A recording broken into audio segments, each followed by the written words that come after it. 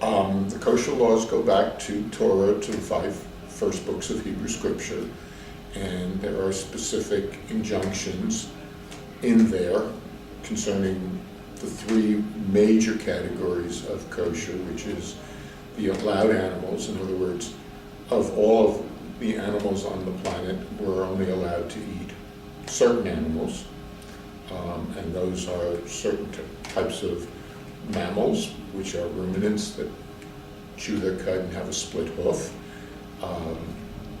and that covers those animals.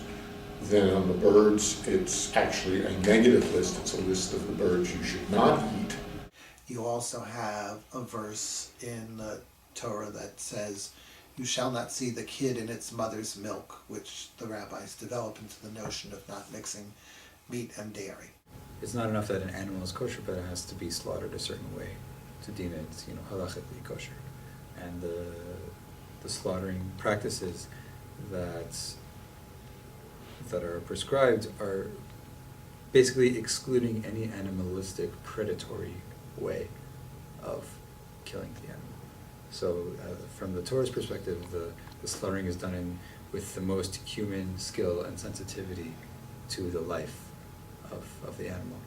I mean, there are some other laws. For example, the notion that the life is in the blood led to the notion that you had to do everything you could to get as much blood out of meat as possible before you ate it. From that developed the whole process of koshering meat, salting and soaking meat to get the blood out. I tend to look at the kosher laws as religious laws. In class and for now, I often say, God said, you do. And the one that probably is easiest to explain and is the one that most people will come to is they say, but they were banning trichinosis. Pork is dangerous because of trichinosis, because it has a 10 to 14 day incubation period. So I would ask you are you able to remember exactly what you ate 1 week from when you're listening to this taping? Can you tell me what you ate a week ago, all day, exactly all the foods you ate, so that I could begin to see if what makes you sick came from something you ate 10 or 14 days ago? And that's ridiculous, considering that we didn't even realize that when you could eat things today and get sick tomorrow. We didn't learn that until the 1800s. So the argument that it was a way to prevent trichinosis is kind of a bogus argument in my mind. All societies, all groups of people mark themselves off from other groups. So it's kind of the same in the ancient world of Israel. The Israelites are surrounded by hostile foes, the Philistines, the people in Transjordan and so on.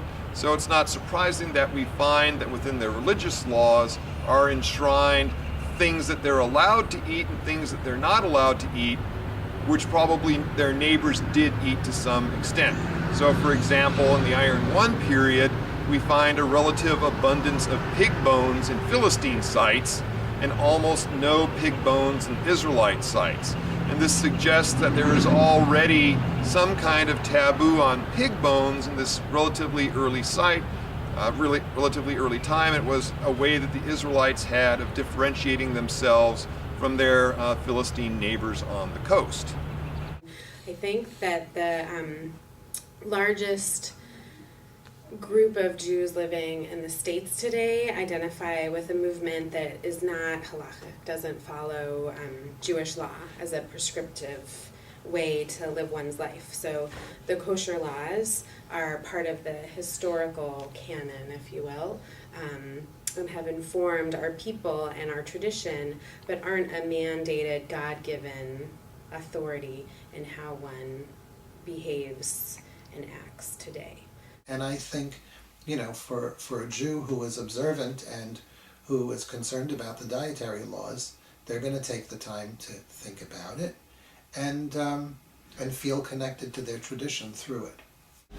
If you're truly interested in a multicultural and an interfaith event and having everyone participate and feel comfortable, you have to think about all of these different kinds of rules.